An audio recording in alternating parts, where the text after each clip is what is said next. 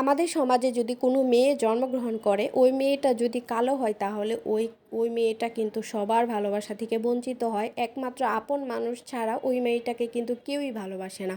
আর অপরদিকে যদি একটা ফর্সা মেয়ে জন্মগ্রহণ করে তাহলে কিন্তু ওই মেয়েটাকে সবাই ভালোবাসে, আদর করে, এমনকি বাইরের মানুষজনও আদর করে। আর কালো মেয়েটার কপালে শুধু কাছের মানুষজন, মা বাবা ছাড়া কারো ভালোবাসাই জোটে না।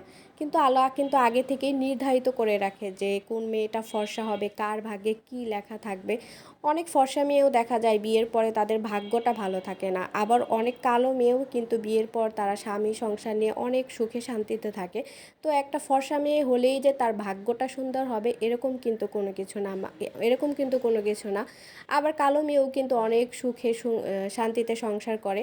এটা সব কিছুই কিন্তু আল্লাহ আগে থেকে নির্ধারিত করে রাখে। এর জন্য একটা বাচ্চা জন্মগ্রহণ করার পর তাকে অবহেলা না করে তাকে সুন্দরভাবে লালন পালন করা উচিত, তাকে অবহেলা না করাই উচিত। আর আমাদের সমাজে তো সবাই ফর্সা, একটা বিশেষ করে যখন মেয়েরা বড় হয়, বিয়ের সময় হয়ে যায়, তখন তো এই ভেদাভেদটা অনেক বেশি চোখে পড়ে, কারণ ফর্সা মেয়েদের মূল্যটা অনেক। আর যারা কালো বা অসুন্দর তাদেরকে কেউই পছন্দ করে না। তবে আল্লাহ কিন্তু আগে থেকেই নির্ধারিত করে রাখছে। দেখবেন, দেখা যায় একটা অসুন্দর মেয়েও কিন্তু ভালো জায়গায় বিয়ে হয় বা ভালো স্বামী পায়, বা স্বামীর আদর পেয়েও কিন্তু ওই অসুন্দর মেয়েটাও দিনে দিনে সুন্দর হয়ে যায়।